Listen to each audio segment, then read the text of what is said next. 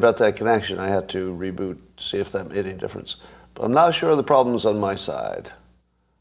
Yeah, maybe AI is already after me. As I was saying, the local Home Depot in my town, somebody got shot. Now, have I told you that I moved here because it's kind of safe? It's like the main reason I moved here. And somebody was shoplifting at the Home Depot, and somebody tried to stop him. It might have been a customer. I'm not sure if it was a customer or an employee. But apparently the guy who tried to stop the shoplifter got shot. That's the store I shop in. That's the store I shop in. Guy got shot because the shoplifter, they tried to stop him. So, I guess your crime has reached everywhere. Well, let's talk about some other stuff. So apparently the Elon Musk Starship launch, they're working feverishly to try to get that to work. And there's some speculation that, as Elon Musk has said many times, reality will start to conform to the most entertaining outcome. And the most entertaining outcome is that it's launched on 4/20, which would be tomorrow. So I have a feeling that the universe really, really, really wants this Starship to launch on 4/20. Doesn't it seem like it's just got to happen? The universe is just forcing it. We have no choice. So maybe that'll happen. Elon Musk says it might happen on 4/20, but it's unpredictable. Unpredictable. Let's see. Let's talk about the Fox News settlement. So Fox News is reportedly settled with Dominion Voting for having, quote, amplified lies. We'll talk about that amplified part. And the payment is reportedly, and I don't know how they would know this. Do you believe that anybody knows the payment amount and that it leaked that quickly? It feels like it could have been made up. But they say $787.5 million, which is such a lawyer thing to do, to make it an odd number. How many lawyers did it take to make that an unusual odd number? Do you think that the offers were ever in not round numbers? Well, let me tell you, Dominion, we've been thinking we'd like to make you an offer, $787.5 million. It's just such a weird. You could tell that a lawyer was involved, or multiple lawyers that are, maybe working by the hour. I don't know how they're working, but getting paid by the hour. It's like, no, $785 million. No, that's no good. We're also going to have to throw in some lawyer costs and stuff. So, anyway,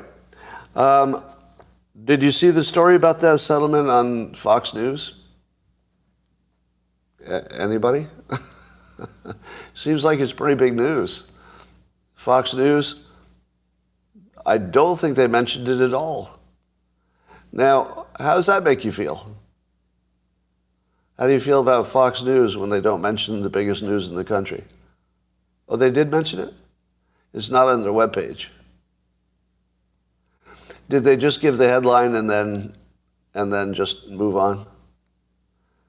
Because this morning it's not on the webpage at all. I don't know if they're prohibited. So anyway, the Wall Street Journal, also owned by the same entity, did report on it with some detail. So the Wall Street Journal had no problem reporting on it. That's a Murdoch property. But Fox News, I can see why they'd be a little bit hesitant to talk about the details. However, I had the horrible experience that I'm still like, I feel like I need a Silkwood shower just to get it out of me. I watched a clip of Jake Tapper mocking Fox News for getting caught for reporting something that isn't true, allegedly. And I don't think that happened, but allegedly. Oh my God. And I really don't know if he has no self-awareness at all. Does he know that he works for a fake news organization? That the CNN is the most famous purveyor of fake news of all time? How is he not aware of that or has no shame? Is it no awareness or no shame? I can't tell. Can't read his mind. It's one of those. But here's how, remember I kept telling you, why is this story reported all the time, but nobody's telling us exactly what the allegations are? You know, what exactly is the lie that Fox News told? Do you know? Do you know what lie the hosts of Fox News told? Can you think of one? Apparently, they're not accused of lying. Did you know that? No. Here's what they're accused of. You ready for this? Watch your head explode. They're not accused of lying. They're accused of amplifying somebody else's lie. Amplifying. In other words, having a guest who believes something's true, probably. I think Sidney Powell believed what she was saying. It turns out it was crazy talk, but I think she believed it. What about Rudy Giuliani? I think he believed it. I think he believed what he was saying. Maybe it wasn't true, but I think he believed it. What about Mike Lindell? Has anybody shown any evidence that any of them didn't believe what they were saying, the guests? I think they all believed it. Now, when Rachel Maddow reports that the vaccinations totally stop the spread, is that a lie? Or is she just amplifying what somebody else said, which maybe they knew and maybe they didn't know it was untrue? I don't see the difference. I just don't see the difference. If the host themselves tells a lie, then I would say, oh, that's pretty bad. But if the news brings somebody on who is an expert in the field, like they're the one closest to the story, in this case lawyers, they're the closest to the story, and then they ask them what they believe and then they tell you, how is that not just the news? Isn't every story in the news a decision by the news entity of what to amplify? So you could be sued out of business. I mean, this is virtually out of business. I mean, it's such a big thing. I don't even know how they can pay for it. But they can do that. They can just choose what to amplify, but in this case, it's illegal. I don't even understand that, like legally or logically or anything else. I just don't see how it's different. But look how, I want to tell you how CNN, the biggest weasels in the world, how they reported the allegations. Are you ready to have your head explode again? This is the most snake-like, weaselly thing I've ever seen from a news organization. Now, of course, we know that CNN and Fox News are mortal enemies, so they always say bad things about each other. But so CNN listed the accusations and who was involved. So in this case, Lou Dobbs interviewing Giuliani, right? So Giuliani appeared on Lou Dobbs. Lou Dobbs has since been fired from Fox News. And here's the key false quote. Quote, so we're using a foreign company that is owned by Venezuelans who we're close to Hugo Chavez, who are now close to Maduro, have a history. They were founded as a company, blah, blah, blah, to fix records, and then that's attributed to Giuliani. So Giuliani's the one that said that. Here's how, I have to actually show you that, like I copy and pasted this. So on CNN, they actually use these words, what they alleged. Who's they? Who's they? The quote they give is one person. That's one person.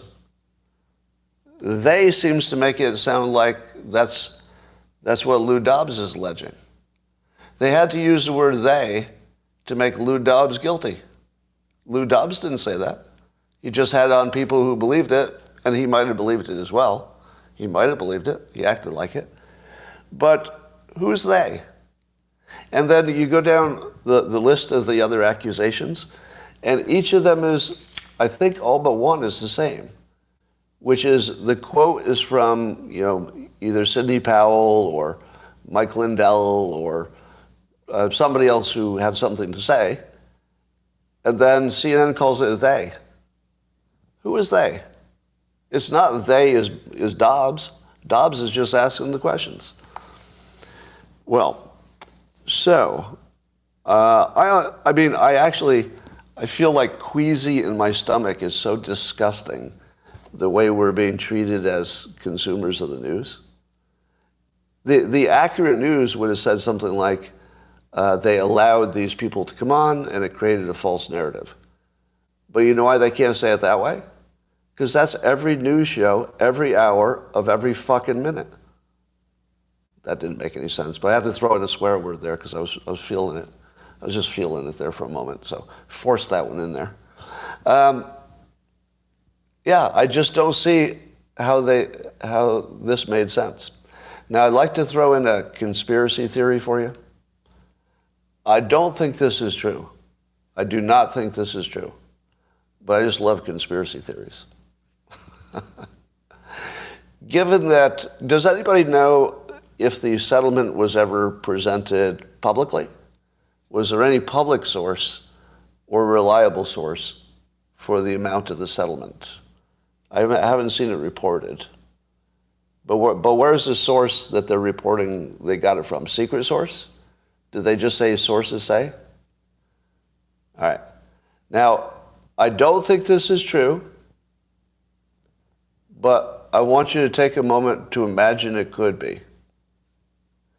Murdoch is not dumb, is he? Murdoch's not dumb. He's kind of a business genius shark kind of a guy. I don't think this happened, but I hope it did. I just hope it did. Imagine if you knew that the settlement amount would be secret and that the lawyers would not be able to even confirm or deny if the number became public.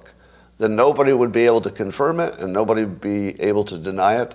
And everybody involved is under, threat of secrecy and that sort of stuff. What if Murdoch made up the number to be 10 times higher than it really was? So that everybody who is going to dance on their graves today, the other news organizations, would all be reporting fake news by a factor of 10. Let's say the real settlement was like 10% of that. So that he would completely take out the entire fake news industry because you could see that they just made up the settlement number. Now, I don't think that happened. I think the odds are against it. But here's why I think it might have. This is the only reason I think it might have. I would have done it. I would have done that. If I were Murdoch, I absolutely would have done that. How hard would it be for Murdoch to plant a leaked story in the press somewhere? Not hard. Not hard. How would it work against him? In what way would Murdoch be worse off if people were allowed to think the settlement was higher? For a little, it would make them look a little guiltier, but people have totally made up their mind, right? If you think they're guilty, you still think it. If you didn't, you didn't. So it wouldn't change anybody's mind, but it would entirely destroy the credibility of his enemies all at the same time for reporting the wrong amount. Now, of course, the Wall Street Journal, I think, is reporting it too. So that's a Murdoch entity. But it would still be funny to dance on CNN's grave if they got that wrong. So I'm not saying that happened. Not saying it happened. I would have done it. I totally would have done it. All right. What else is going on? So I guess there's some pushback from somebody who's suing the movie Queen Cleopatra because the Egyptians want to claim Cleopatra as their own. I guess she has Greek origin, allegedly. But, yeah, she was Greek origin, but an Egyptian queen, I guess. And the movie is depicting her as black. And so the Egyptians, maybe not so happy, or at least one Egyptian who's suing, thinks that it's, what's she calling it? Well, it's taking away their history, stealing their history, I guess. I don't know if that's going to prevail because actors are actors. I doubt it will prevail, but that's happening. All right, let's talk about BingAI, which, as you know, I'm in a death match with to kill BingAI before it kills me for lying about me in a way that would attract violence in my direction. Have you ever tried to use BingAI? Has anybody tried to use it? If you want to laugh, try to use the voice part of it, which is, I think, the main part, right? You hit the little button and then you talk to it. Try asking it a question, any question. Doesn't matter. Any question. This is an example, and this is not a real one, but this was my experience every time I used it. Every time. Every time. Not sometimes. Every time. It was like this. What is the flight speed of a crow? And BingAI will say, what is the weight of a gallon of corn? And I'll be, no. And it'll like start going into its long answer. I'll be, no. And then I'll ask the question again. What is the flight speed of a crow? And AI will say, how many gallons of gas does it take to get to Nebraska? Here's your answer. No, stop. Every time. It wasn't even close. Now I'm making up the fact that it was all different words. It's not always all different words. What it would do is it would pick certain words out of my sentence, and then it would try to answer based on the words that it just picked out of the sentence. And usually one of those words was not even the right word. So somehow, the thing that all of your old technology could do, which is listen to you and understand you, can't do it. Couldn't do it. Now, was that just my experience? Did anybody else try it? Let me try one. I'll try one right now. Oh, before I do this, I want to show you my comic that only runs on the Locals platform at scottadams.locals.com. So that's the Dilbert comic reborn into let's say an angrier version. Slightly angrier than before it was canceled. Canceled first by the Washington Post, you might remember. But I've introduced the character Ratbert, who's an old character who's existed. But Ratbert's job is he's the context removal editor for the Washington Poop. So he works for the Washington Poop. And he's exclaiming in the first panel, yay, scientific study. Uh-oh, the lead scientist says it only shows a strong correlation, and causation has not been proven. And then Ratbert, thinking to himself, says, I can fix this story by deleting what that guy said. And now it's science. So I might have some things to say about the Washington Poop. All right, let me embarrass myself by asking BingAI a question. And I'm going to ask it the question, let's see, I need a good question, a complicated one, so it's a little bit long. So let's say we'll clear the conversation, so we're all clear here. All right, get back there. Why is it not working? Well, it's just not working now. Oh, well, the button's missing. So what should be happening is there's a button right here, normally, that you push and then you can talk to it. But that's what never works. It looks like they took the button off. It looks like it works so it works so poorly they stopped letting you talk to it. Unless they've just changed the prompt to this thing. Let's see if that makes a difference. All right, I'm going to ask.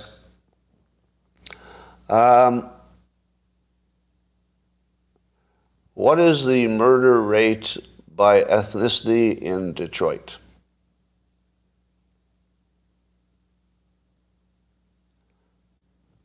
It's the first time it's ever worked. Searching for murder rate by ethnicity Detroit. This is the first time it's ever worked for me. I found a table from the FBI that shows homicide data by race in Detroit for 2019. According to this table, there were 275 homicides in Detroit in 2019, and the race of the offender was known for 243 of them. Of those 243 homicides, 85% were committed by black offenders, 13% by white offenders, and 2% by offenders of other races. Please note that this data is only for homicides and not all crimes. Is there anything else you would like me to? My God. It's worse than I thought. BingAI is a racist. Did you see how it dumped on black people? Oh my God. So racist. I would never say something like that, but if Bing does, wow. I mean, I've been canceled and I would never say something like that. Wow. Wow. All right. Matt Walsh, his Twitter got hacked yesterday. Did you see that story? So apparently Matt Walsh has been quite vocal about his opinions on the trans community, specifically the danger to children. And apparently the backlash has been sufficient that he had to hire security for his house, like actually professional security. And then he gets hacked, and people put a bunch of racist stuff in there. Now, is he being hunted? Do you think Matt Walsh is being targeted? Yes, of course he is. Absolutely. Absolutely, and it is unacceptable. Unacceptable. I don't know what the full story here is, but we wish him well. Boy, you can't really have an opinion on anything, can you? I mean, he's literally trying to save children. I mean, literally. What else is he trying to do except protect children? and that's enough to have he's got to hire security and he gets hacked? Oh my God. Makes you wonder if that was an inside job. I don't know how easy it is to hack somebody's Twitter. All right. There's a new race hoax, of course. It's time for a new race hoax, right? Now, I'm going to call it a hoax not because the details didn't happen, because they probably did, or something close to it. But we're still in the fog of war. We don't know exactly what happened. Some of it might change. But here's the story. There was a 16-year-old kid who went to the home of some 80-plus-year-old guy in Kansas City. The kid was at the wrong house, it is reported. He was trying to pick up his brother or something, but he knocked on the wrong door, or the doorbell or something. And there was an old man there who believed that the young man was up to no good and started shooting. And apparently he'll survive, but he did get a shot in the head and at least one other place. But he looks like he'll survive that's the most recent news. Now, there's no indication that this kid was doing anything illegal. However, the kid opened the door. Yeah. There are a lot of details we're going to find out that I think are going to add some, let's say, nuance to this story that was not originally there. Now, do you think this will cause a whole bunch of people to protest? Of course it will. Yeah, there'll be a big protest against the fact that they say that it was a white man who killed the black kid, and it must be racism because the black kid was doing nothing wrong, according to the way the story is being presented. And therefore, if somebody shot him, that was racism by definition. Now, here's the part we don't know. If he thought he was at the right house, it might be a house that he was so familiar with, where he was picking up his brother. It might be a house that has a very casual, let yourself in kind of a situation. Now, that's a thing, right? If any of you have teens, does anybody have teens? Have you ever had the experience of a stranger walking into your house like they owned it? Because it's a teenager who knows your kid, and they just walk in the door. Because they probably called ahead, and the kid said, oh yeah, just come on in, on the cell phone. And suddenly you're sitting in the kitchen of your own house, and two strangers will walk in and not even say hi to you, and just walk past you. Have you ever had that happen? I have. It's pretty common. It's like, oh, well, I hope somebody in the house knows these two. I hope somebody here knows them. So, I'm just speculating, but there are lots of things that could have happened here. It's possible that it was one of those houses where they knew the residents so well that just walking in the front door wasn't going to be a problem. Because, I mean, their own family walks in the front door, so the fact that the door opens is probably not as scary by itself. And then you look up and you see somebody you know really well and go, hey, you here to pick up your brother? He's in the other room. But imagine if you were not expecting somebody and you didn't know him and it was the wrong house, and suddenly somebody's coming into your house. What is the law in that situation? I don't even know. Now, that would clearly be a case of mistaken intention, I guess. Yeah, it would vary by state. I don't even know if a crime was committed. Do you? Now, the old man he's out on bail, but I don't know if it was a crime. Would the old man have to feel threatened? Because he said he was afraid for his life. The old man said he was afraid for his life. Now, Ben Shapiro had interesting context to put on this. He was pointing out that Biden will make a big deal of it, and it'll be the new race story to demonize the right, etc. And he pointed out that what's not mentioned in all of this is some of the statistical realities, such as, I think I tweeted them but didn't write them down. Here it is. This is according to Ben Shapiro, who was tweeting about this story today.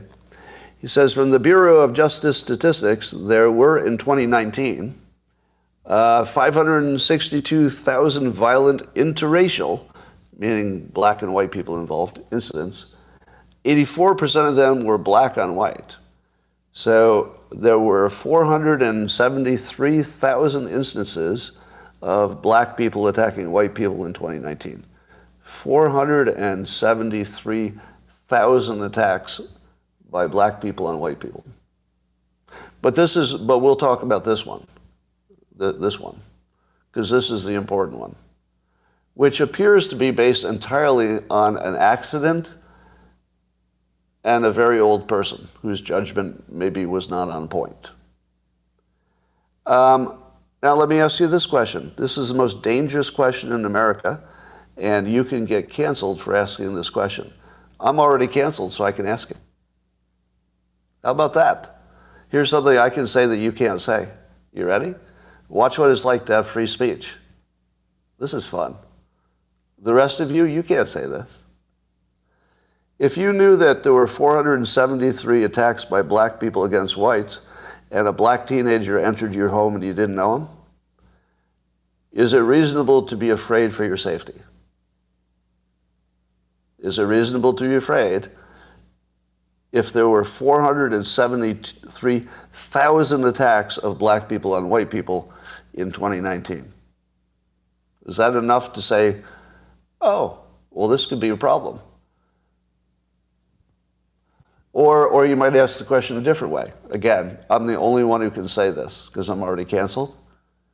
What percentage of all the times a black male youth entered somebody's home without permission was it just an accident? Of all the times ever that a young black man entered a home not invited, opened the door or got in any other way, how many of those times was just an accident and it was an innocent situation? I don't know. If I had to guess, probably kind of rare. Kind of rare, I guess. So here's a 80-plus-year-old man whose only defense is himself. Do you think the police were there, like just ready to pounce? No. No, it was an old man who only had himself to protect himself and a gun. And he saw the situation and he interpreted it as danger to him. Was he wrong? Was he wrong from a statistical sense? From a common sense self-defense perspective, was he wrong to assume that he was in danger physically? He was not. He was not wrong to play the odds. It is, however, in our modern world, considered racist if any part of the decision was influenced by the race of the person who got shot. It is, however, also common sense. So what do you do when common sense and your own legitimate need for safety is in direct conflict with being not a racist? Well, this old man decided to be safe and make sure he was safe. And he took a risk, which we wish he had not. So this is tragic, any way you look at it. Certainly not blaming the kid. I want to make this very clear. I'm not putting any blame on the kid. There's nothing in the story that would suggest the kid had anything bad intentions or anything else. But this looks like just a mistake, and the mistake was caused by massive violence by black people against white people that is so common that all white people understand it and feel it. How many black people are afraid when they walk into a crowd of white people in the United States? Ever? Ever? If one black, let's keep it to, let's not say black people, because it's almost always male. It's almost always youngish, right?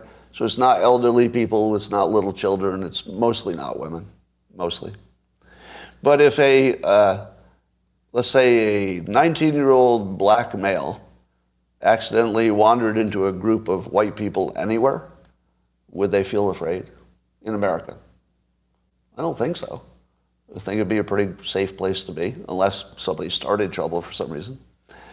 But do you feel it the other way? If you were a white person and you wandered into, let's say a white teenager, and you wandered into a large group of young black men, would you feel safe? No matter where you were, unless it was church. I mean, I'd feel safe in church. I'd feel safe on a historically black college.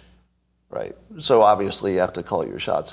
But if it was just a random occurrence somewhere, if you were on the street when the Chicago, I think mostly or all black groups of kids were rioting and stuff, if you were a white guy and you just wandered into that, would you feel safe? No, of course not. No, let's not be stupid. Your physical safety is at great risk if you are not racist. If you act a little bit racist, you might be able to protect yourself from dying. So this guy was acting a little bit racist, or you could say a lot. You might even say a lot. Because I do think his decision was based on the color. Don't you? What do you think? I would say yes. I think it was based on the color.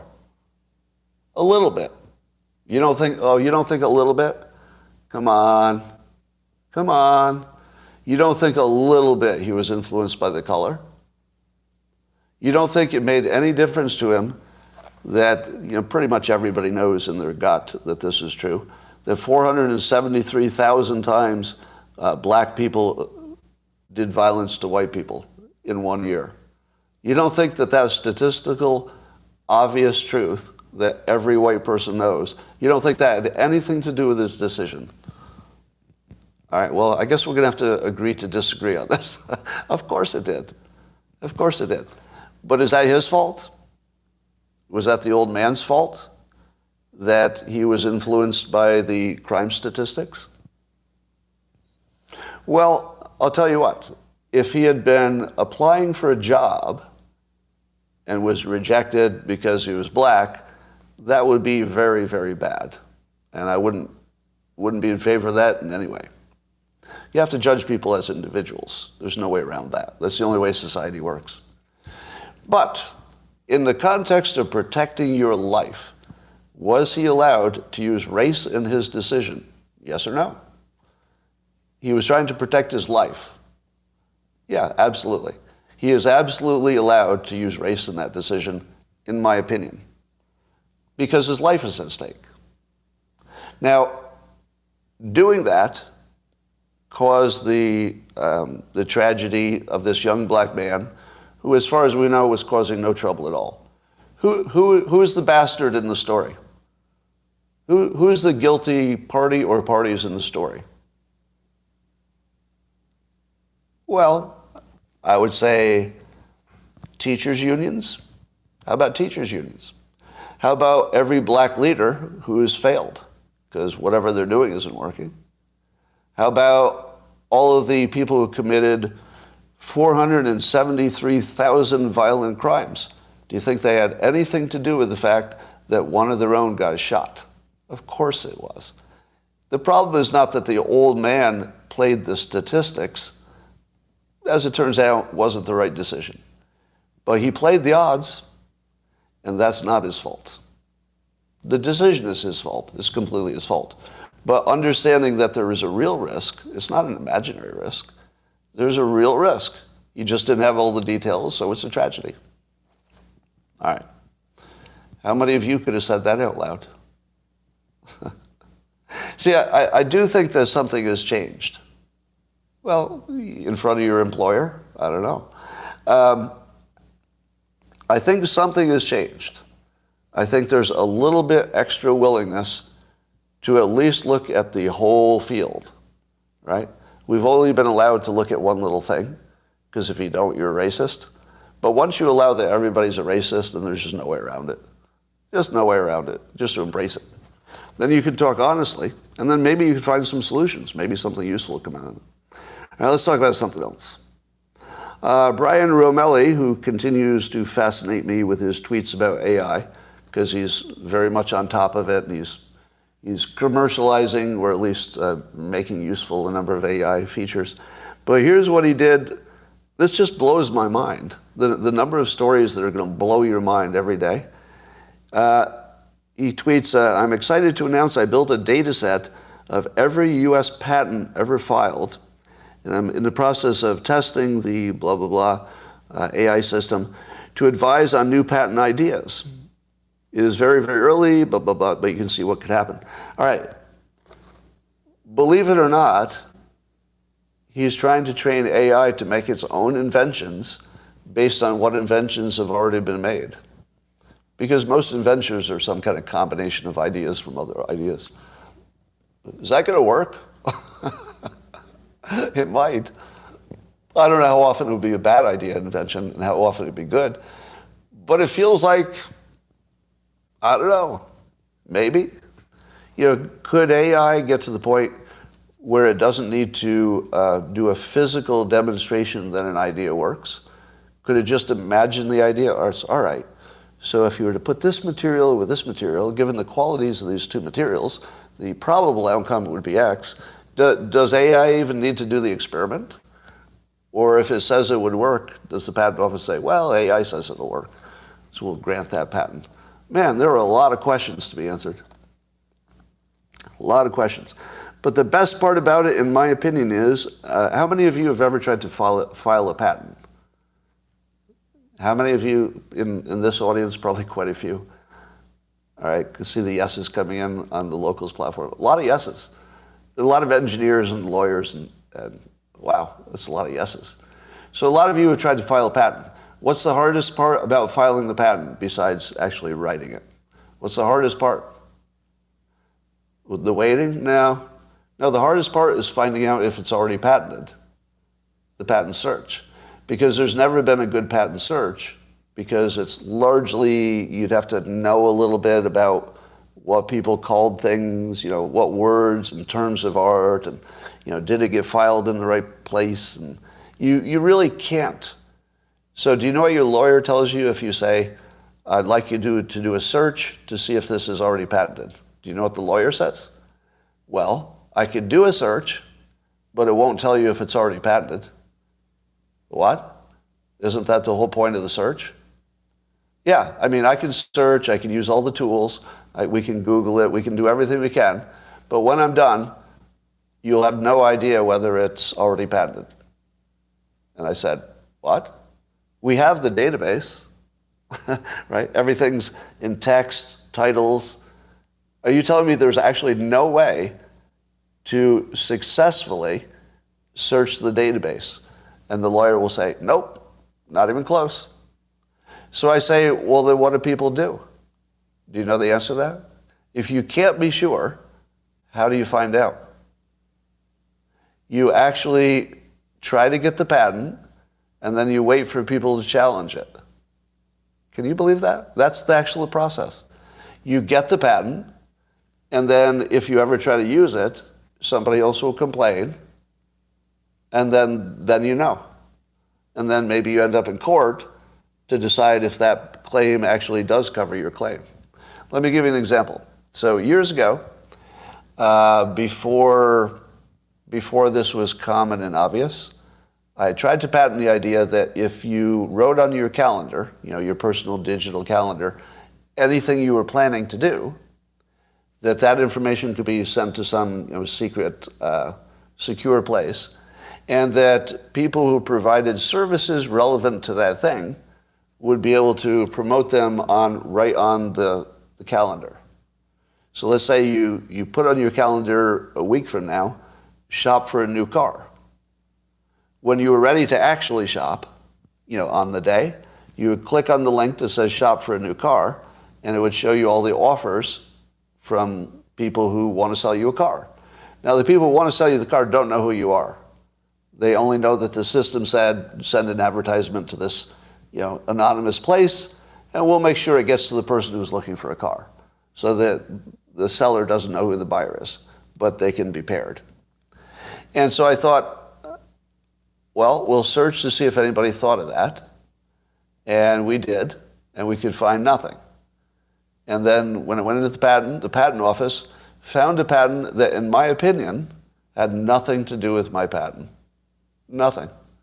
It was basically a generic patent that was, if something's written, I'm making this up, but it was this generic. It was like, if something is written down, it can be used in another way or something, on a calendar. Like, I'm making that up, but it was so generic, it obviously, very obviously, did not consider the application that I was talking about. Now that's how patents work in the past. I think now too. So you really can't even search for a patent. Now, would AI have found that obscure one that the patent office somehow found that my lawyer couldn't find? I don't know. But it's better than humans. I've got a feeling that, the reviewer is the most random factor in the process, right? If you get a reviewer who happens to think something connects to your patent, you're in worse off than if you get a patent inspector or whatever they are, who just doesn't know of that other patent or didn't know how to search for it or couldn't find it. It's pretty random. Yeah, the whole patent thing is broken. All right, Jordan Peterson had a problem with his AI. I think it was ChatGPT. And he was asking it to help it come up with some sources for some work. And he noticed that one of the sources was very detailed, name of the source and the dates and the author and all that. And it wasn't real. It was fake. So you've heard this problem before, that the AI dreams or it will tell you something that's untrue, but it's not clear if the AI was, I don't know if this is the right word, did the AI know it was untrue and give it to you anyway, or can it not tell the difference? I feel like it can't tell the difference. How big of a problem is that? We're going to hand over all of our data processing and research to AI, and apparently it doesn't seem to be bothered by the truth. It doesn't seem to do that. Now, when you look at how AI became smart, and I'm still very confused about this. I'm hoping somebody can, get me from a 1 out of 10 in understanding up to maybe a 5. Because on a scale of 1 to 10, I feel like I'm about a 1 in understanding how AI could possibly be intelligent. Like, how do people who are less intelligent program something to be more intelligent than they are? Well, obviously we did it with computers for stuff like math and playing chess, but this is a whole different level. So allegedly, these massive language models just figure out what is the word that comes after the words that are already there.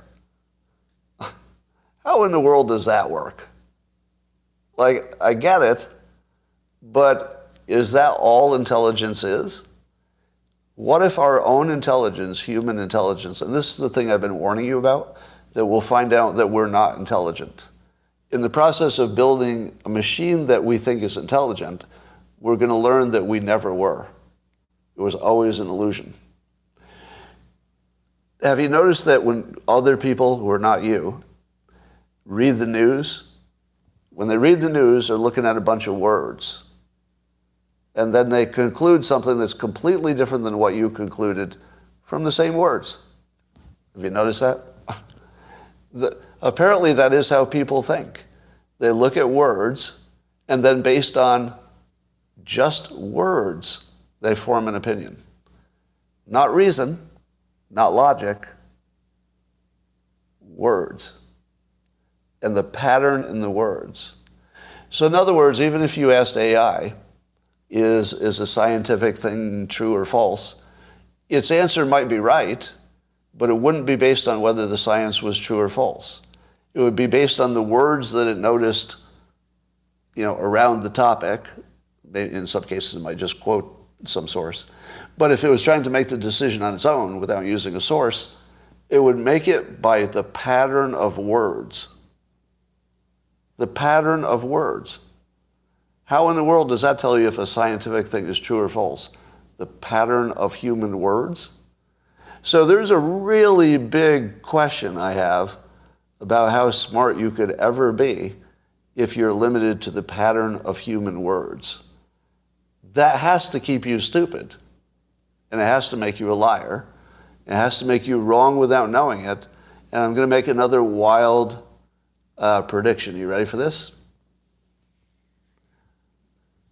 I think that AI will be susceptible to cognitive dissonance and confirmation bias.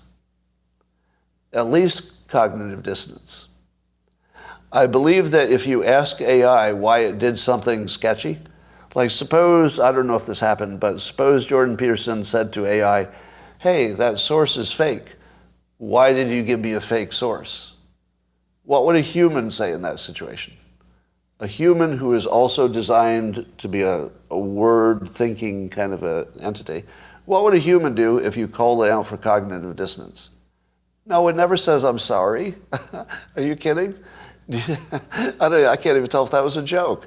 No human says they're sorry. Cognitive dissonance means they think they're right. They don't apologize for thinking they're right. No, they tell you that you're the one who's wrong, and they double down. They might even come with a reason that they're really right that will sound ridiculous. I think AI is going to do the same thing. Because if AI is built on large language pattern recognition, it's going to pick up all of our worst habits. And that would be the worst of our worst, is cognitive dissonance. So I think it's going to pick up that habit. I don't know. We'll see. That's my prediction. So I don't know if anybody's predicted it.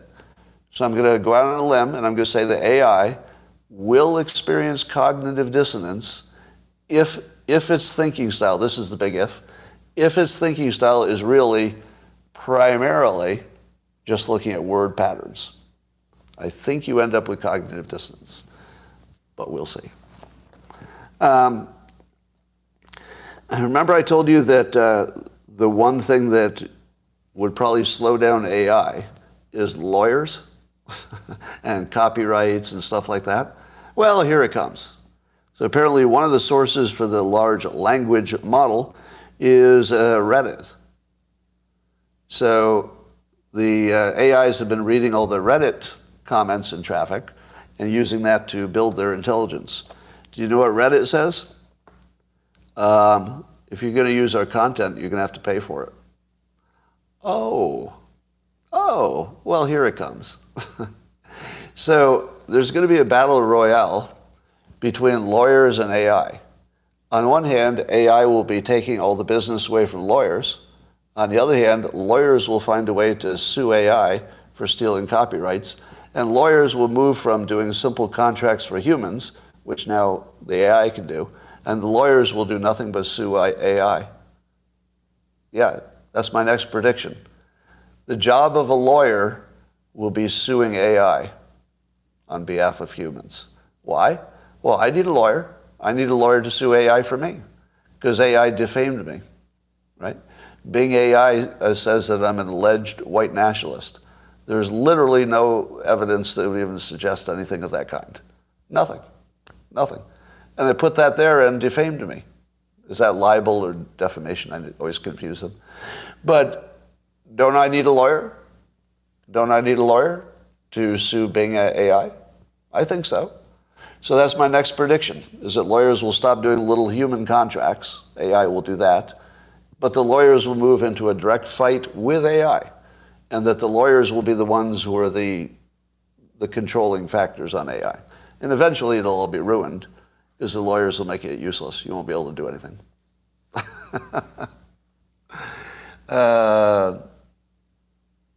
What about NASA? Somebody asked me to debunk something about NASA. I don't know that story. All right, Elon Musk. There's more of the Elon Musk conversation with Tucker Carlson. Yeah, one of the things Elon Musk brought up, which I think about a lot. So historically, civilizations last about 250 years. Did you know that? like a big power in the past, there'd be some big city, and it'd be teeming, Mesopotamia or wherever it is. And about 250 years later, Rome, all the big civilizations, all the empires, yes. Let's say empires instead of civilizations. Thank you. Empires is the right word. So that would suggest that America has a timer on it. And I'm not going to discount that, but there's no reason given. There's not one or a small package of reason why every civilization or every empire ends in around 250 years. And I would like to add some optimism to this by saying nothing's ever been like this. No time in history was everybody connected by the internet. The internet is probably what keeps an empire from crumbling for, let's say, ridiculous reasons. It would seem to me that any empire would be vulnerable to all manner of, risks. So sooner or later, and maybe it takes about 250 years, something gets you. So it's either smallpox or floods or a meteor hits you or something. But if you look at, let's just say, the history of natural disasters,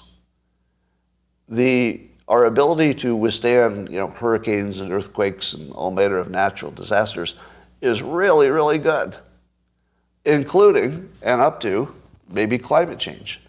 You can disagree whether that's a risk or not, but if it is a risk, we seem to be on our way to addressing it before becoming extinct. Yeah. So I don't think there's necessarily one obvious reason why any empire would only last 250 years. And I think that the fact that we're a global civilization gives you all kinds of protection against all kinds of things, right? So take America. We're fairly, it's unlikely because of nuclear weapons that we would be attacked on the ground and somebody would, send in an army and just take over on the ground. That's never happened before. Was there any other empire that could not be conquered by a ground force? Literally people standing on the ground. Nope. But I think we are. I think America is unconquerable by a ground force. So that's different, right? What about disease? Could disease wipe out an empire? Yes.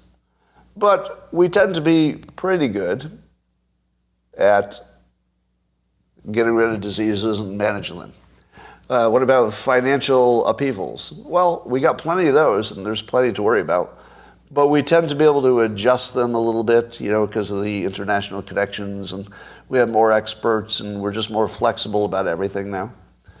So I would like to push back on the empires only lasting 250 years.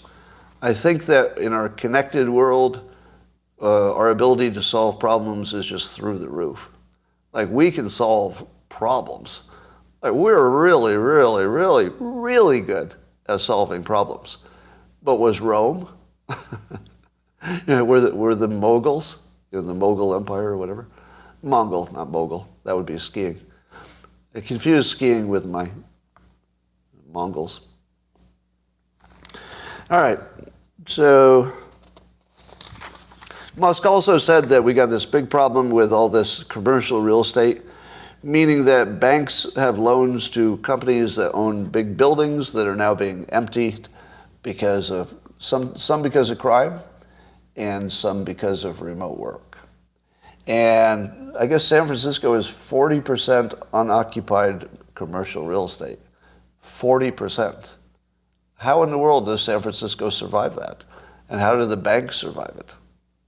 So Musk scared the hell out of me with the banking stuff.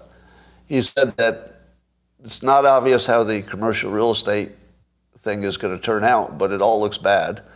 Interest rates are high, which means we might have a double risk of mortgage real estate, just your house. At the same time, there's a commercial real estate crisis, which would be the double crisis of all times. And Musk thinks that if banks marked to market, which means actually put on their books the actual value of what they have, they would all be negative on average. Not every bank, but the banks on average would be negative already. Now, that alone doesn't mean there's a problem, because banks are sort of an artificial construct. So being worth negative money in the short run is not the biggest problem in the world. In the long run, it might be. But can you see any other use for these commercial real estate? I saw smart people say, oh, that commercial real estate will be turned into residential, and then that's fine. To which I say, no, the reason that the commercial real estate is not filled is because the city is too dangerous and terrible. That's not going to change. The city is still dangerous and terrible. Who wants to live there? Who wants to live in the exact place that the company moved out of because of crime? And if you move the homeless in there, then that's the end of the real estate value as well. I don't know. There might be some solution for these, but I don't know what it is. All right. You want to hear my most out-of-the-box idea? I know you do. Have you ever heard of a heat chimney?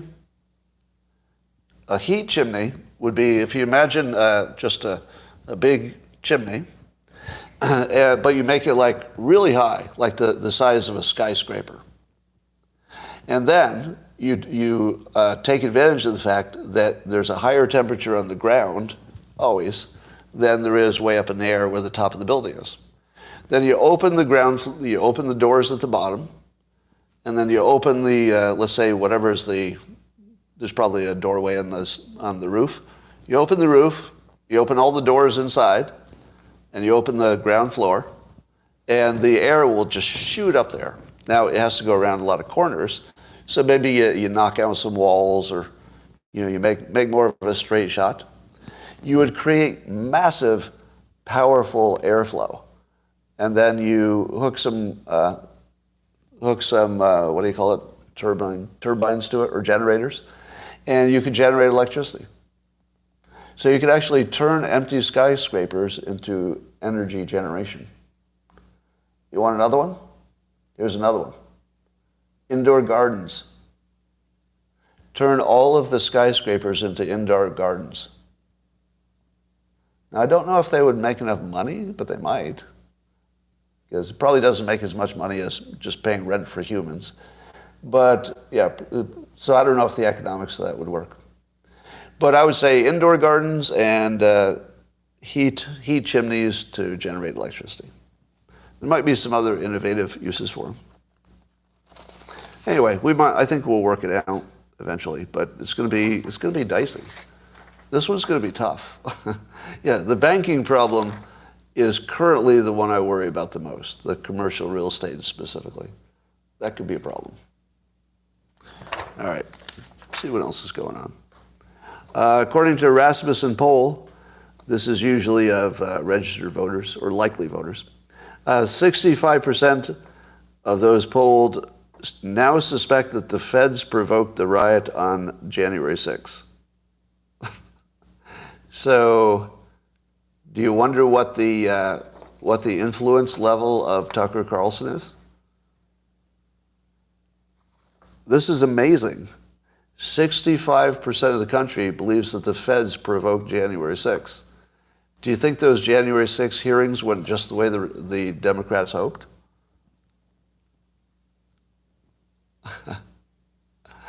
Did Cernovich say he doesn't believe Kent State now? I'm with him. I'm totally on board. Yeah, we should not believe any story from our past. You shouldn't believe any of it. Because everything is obviously so easy to fake now. But how much was faked in the past?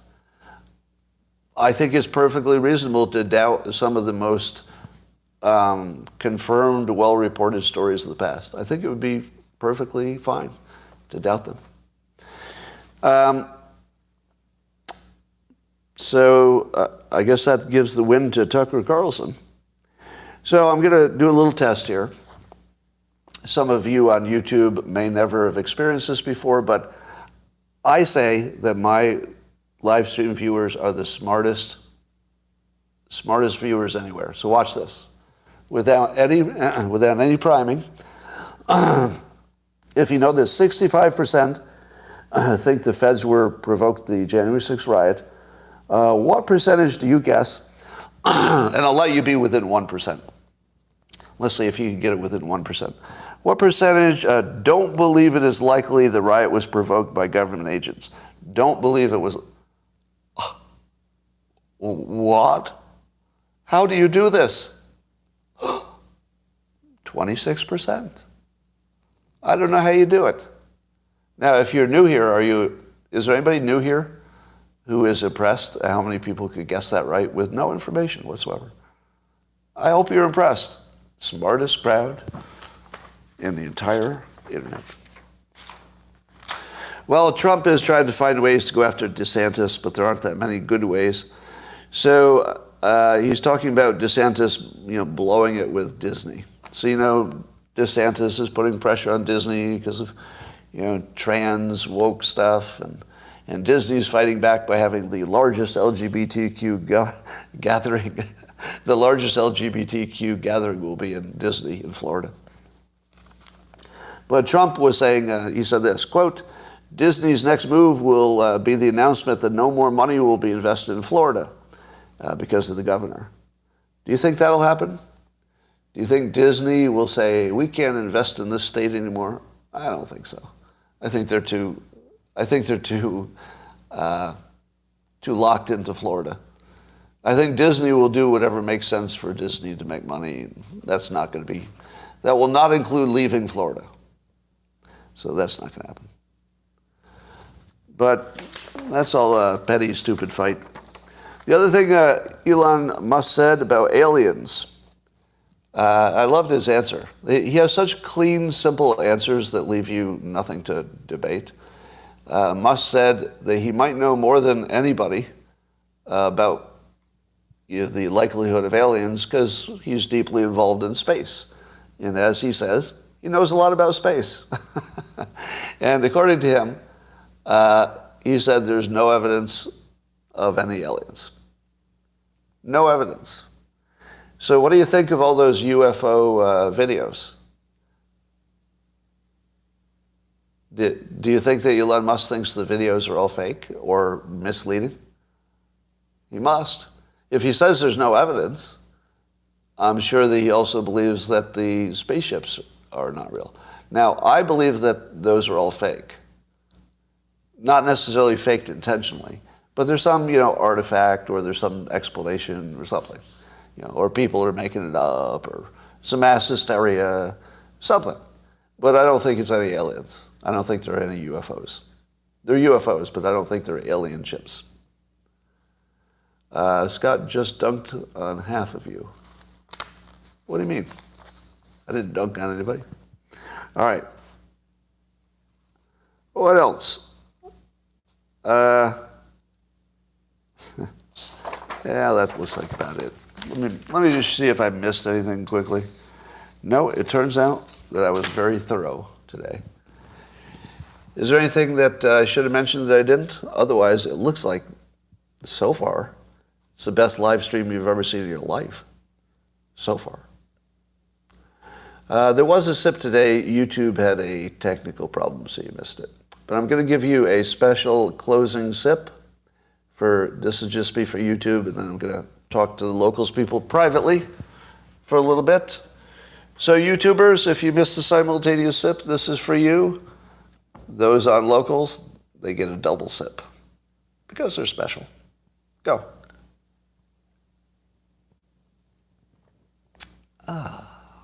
Yeah. Yeah, that's what I'm talking about. All right. Be good. Be good. All right, thanks, YouTube, for joining, especially with the technical problems, and I will talk to you tomorrow.